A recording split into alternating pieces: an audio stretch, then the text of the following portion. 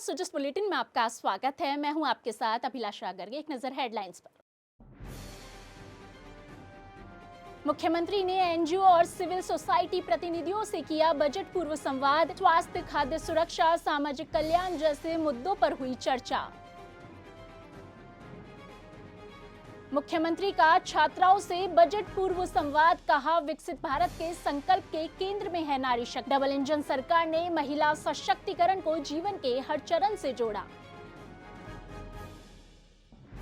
एकीकृत क्लस्टर विकास योजना के तहत राज्य सरकार एमएसएमई और हस्तशिल्पियों को देगी अनुदान। मशीन और प्रशिक्षण के लिए मिलेगा 58 करोड़ रुपए का अनुदान। मुख्यमंत्री श्री भजनलाल शर्मा ने आज मुख्यमंत्री कार्यालय में एनजीओ, सिविल सोसाइटी और उपभोक्ता मंच के प्रतिनिधियों के साथ बजट पूर्व संवाद किया। बैठक में विभिन्न संस्थाओं के प्रतिनिधियों ने राज्य सरकार के द्वारा पिछले 2 वर्षों में स्वास्थ्य, खाद्य सुरक्षा सहित अनेक क्षेत्रों में लिए गए जन कल्याणकारी निर्णयों की सराहना की। साथ ही उन्होंने दिव्यांग कल्याण, महिला उत्थान, घुमंतु समुदाय के कल्याण और उपभोक्ता संरक्षण जैसे महत्वपूर्ण विषयों पर अपने सुझाव प्रस्तुत किए। इस दौरान मुख्यमंत्री श्री शर्मा ने सभी सुझावों पर गंभीरता से विचार करने का आश्वासन दिया। मुख्यमंत्री श्री भजनलाल शर्मा ने कहा कि प्रधानमंत्री श्री नरेंद्र मोदी के नेतृत्व में देश विकसित भारत के संकल्प के साथ आगे बढ़ रहा है और नारी शक्ति इसकी धुरी है। उन्होंने कहा कि डबल इंजन सरकार ने महिला सशक्तिकरण को मातृत्व से लेकर शिक्षा, आजीविका और आत्मनिर्भर व सम्मानजनक जीवन तक हर चरण से जोड़ा है। मुख्यमंत्री आज मुख्यमंत्री निवास पर सामाजिक क्षेत्र में रुचि रखने वाली छात्राओं से बजट पूर्व संवाद कर रहे थे। इस दौरान मुख्यमंत्री ने बताया कि मातृत्व को सशक्त बनाने के लिए प्रधानमंत्री मातृवंदना योजना को प्रभावी ढंग से लागू किया गया है, जिससे प्रदेश की करीब 10 लाख महिलाएं लाभान्वित हुई है। इस योजना में दी जाने वाली राशि को बढ़ाकर 6,500 रुपए किया गया है। उन्होंने कहा कि राज्य सरकार महिलाओं के स्वास्थ्य, सुरक्षा और सम्मान को सर्वोच्च प्राथमिकता दे रही है। उन्होंने कहा कि महिलाओं को आर्थिक रूप से मजबूत बनाने के लिए प्रदेश में करीब 20 लाख महिलाओं को कौशल विकास और आजीविका कार्यक्रमों से जोड़ा गया है और 12 लाख से अधिक महिलाएं लखपति दीदी बन चुकी है। बेटियों के भविष्य को सुरक्षित करने के लिए लाड़ो प्रोत्साहन योजना की राशि को बढ़ाकर 1.5 लाख रुपए किया गया है। साथ ही अब तक 10.5 लाख से अधिक बेटियों को साइकिलें और करीब 40,000 स्कूटियां दी जा चुकी है। जरूरतमंद महिलाओं को 450 रुपए में गैस सिलेंडर उपलब्ध करवाया जा रहा है। मुख्यमंत्री श्री भजनलाल शर्मा ने कहा कि युवाओं को रोजगार देना सरकार की सर्वोच्च प्राथमिकता है। पिछले 2 वर्षों में 1 लाख से अधिक सरकारी नौकरियां दी गई है और 1.5 लाख से अधिक पदों पर भर्ती प्रक्रिया जारी है। उन्होंने बताया कि 10 जनवरी को नवचयनित कांस्टेबलों को नियुक्ति पत्र प्रदान किए गए, जिनमें 2500 से अधिक महिलाएं शामिल थी। साथ ही उन्होंने कहा कि इस सरकार के कार्यकाल में पेपर लीक पर पूरी तरह लगाम लगी है और भर्तियां पारदर्शी तरीके से संपन्न हो रही है। मुख्यमंत्री श्री शर्मा ने कहा कि आत्मनिर्भर भारत के निर्माण में महिलाओं की भूमिका अहम है। प्रदेश का विकास तभी पूर्ण होगा जब बेटियां शिक्षित, सुरक्षित और आत्मनिर्भर होगी। उन्होंने कहा कि बजट पूर्व संवाद से मिले सुझाव नीति निर्माण में उपयोगी सिद्ध होंगे। मुख्यमंत्री श्री भजनलाल शर्मा के नेतृत्व में राज्य सरकार प्रदेश में बड़े निवेश के साथ साथ हस्तशिल्प, हथकरघा और एमएसएमई क्षेत्र के समग्र विकास के लिए निरंतर कार्य कर रही है। इसी क्रम में जनवरी 2025 में लागू की गई एकीकृत क्लस्टर विकास योजना के अब सकारात्मक परिणाम सामने आने लगे हैं। इस योजना के तहत तकनीकी उन्नयन, कौशल विकास, गुणवत्ता सुधार और बाजार विकास के लिए 100% तक अनुदान का प्रावधान किया गया है, जिससे पारंपरिक और आधुनिक उद्योगों को नई मजबूती मिल रही है। बता दें कि उद्योग और वाणिज्य विभाग के द्वारा 9 जिलों के 10 क्लस्टर विकास प्रोजेक्ट्स को स्वीकृति प्रदान की गई है। इन परियोजनाओं पर कुल लगभग 69 करोड़ रुपए खर्च होंगे, जिनमें से करीब 58 करोड़ रुपए राज्य सरकार के द्वारा अनुदान के रूप में दिए जाएंगे। भरतपुर, हनुमानगढ़, फलौदी, कोटपुतली, बहरोड, बालोतरा, दौसा और जयपुर में कॉमन फैसिलिटी सेंटर विकसित किए जाएंगे, जहां आधुनिक मशीनें स्थापित की जाएगी। इन केंद्रों का लाभ 100 से अधिक लघु और सूक्ष्म औद्योगिक इकाइयों को मिलेगा, जिससे उत्पादन क्षमता और गुणवत्ता दोनों में वृद्धि होगी। वहीं इस योजना के अंतर्गत जयपुर, चूरू और झुंझुनू जिलों में 300 से अधिक दस्तकारों को विशेषज्ञों के द्वारा प्रशिक्षण दिया जाएगा। इस प्रशिक्षण पर करीब 1 करोड़ 18 लाख रुपए की पूरी राशि राज्य सरकार के द्वारा वहन की जाएगी। इससे हस्तशिल्पियों और बुनकरों के कौशल में सुधार होगा और उनके उत्पादों को राष्ट्रीय और अंतर्राष्ट्रीय बाजार में बेहतर पहचान मिलेगी।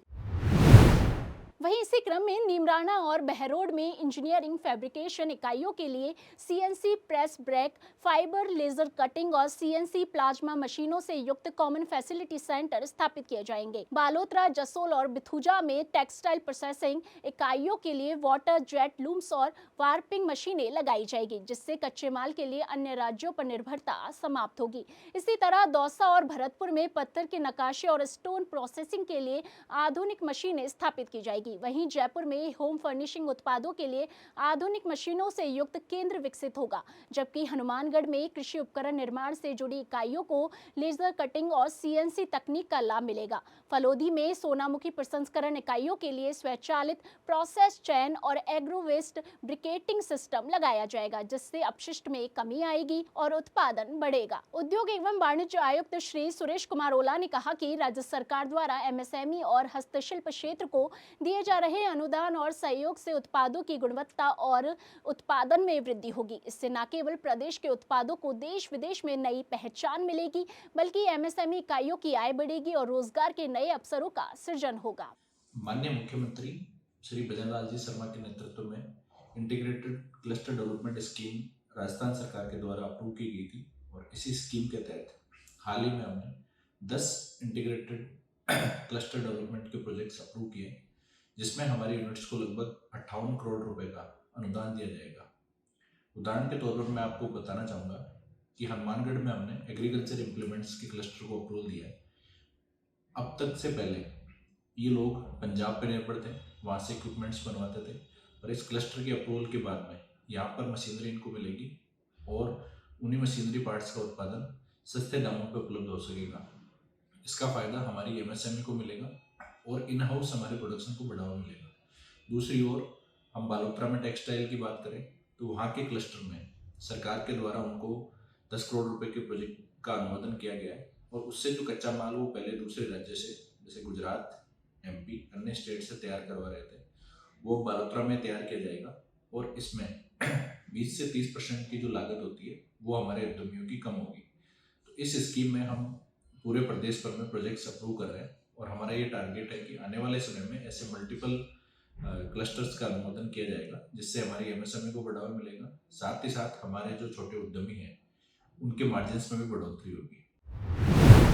प्रदेश सरकार के द्वारा हर व्यक्ति को उचित उपचार मिल सके और दूरस्थ ग्रामीण क्षेत्रों में भी सही समय पर लोगों को स्वास्थ्य सेवाएं उपलब्ध हो सके, इसके लिए राष्ट्रीय आयुष मिशन भारत सरकार और आयुर्वेद विभाग राजस्थान सरकार के सतत प्रयासों से गांव-गांव तक स्वास्थ्य सेवाएं प्रदान की जा रही है। इसी क्रम में दक्षिण राजस्थान के डूंगरपुर जिले के ग्रामीण अंचलों में आयुर्वेदिक पद्धति से गंभीर रोगों का निःशुल्क उपचार आमजन को राहत प्रदान कर रहा है, जिसमें मेताली ग्राम एक उदाहरण बनकर सामने आया है। बता दें कि डूंगरपुर जिले के मेताली स्थित राजकीय आयुर्वेद औषधालय में नियुक्त चिकित्सक और स्टाफ द्वारा दी जा रही सेवाओं से न केवल स्थानीय ग्रामीण बल्कि आसपास के गांवों और दूरस्थ क्षेत्रों से भी बड़ी संख्या में मरीज उपचार के लिए पहुंच रहे हैं। औषधालय में पारंपरिक आयुर्वेद पद्धति से जटिल और दीर्घकालिक रोगों का उपचार किया जा रहा है, जिससे ग्रामीणों में आयुर्वेद के प्रति विश्वास और अधिक बढ़ा है। इसी क्रम में 10 जनवरी को राजकीय आयुर्वेद औषधालय मेताली में जटिल व्याधियों के लिए पंचकर्म चिकित्सा तथा अन्य रोगियों के लिए निःशुल्क आयुर्वेदिक परामर्श शिविर का आयोजन किया गया। चिकित्सा अधिकारी डॉक्टर जगदीश यादव ने बताया कि असाध्य, कष्टसाध्य, वृद्धावस्था जन्य और जटिल रोगों में पंचकर्म चिकित्सा अत्यंत लाभकारी सिद्ध हो रही है। शिविर में मेताली सहित डचकी, कोटाना, पीपलादा, माथू, गामड़ा और डूंगरपुर शहर से बड़ी संख्या में मरीज पहुंचे। बता दें कि शिविर में 270 से अधिक रोगियों को घुटनों के दर्द, गठिया, चर्म रोग, कब्ज, साइटिका, मधुमेह, थायराइड, बवासीर, श्वास रोग, मानसिक रोग, आर्थराइटिस सहित अन्य व्याधियों को आयुर्वेदिक परामर्श दिया गया। साथ ही 40 से अधिक जटिल रोगियों को पंचकर्म, नस्य, कटिवस्ती, शिरोवस्ती, जानुवस्ती और अनुवासन जैसी चिकित्सा से लाभान्वित किया गया। शिविर में कैराली आयुर्वेद प्रोडक्ट के द्वारा 100 रोगियों को निःशुल्क आयुर्वेदिक औषधियां भी वितरित की गई। प्रदेश सरकार के ये प्रयास सरकार की स्वास्थ्य सेवाओं के प्रति प्राथमिकता को दर्शाते हैं। जिस बुलेटिन में आज के लिए इतना ही, फिर होगी आपसे मुलाकात, तब तक के लिए नमस्कार।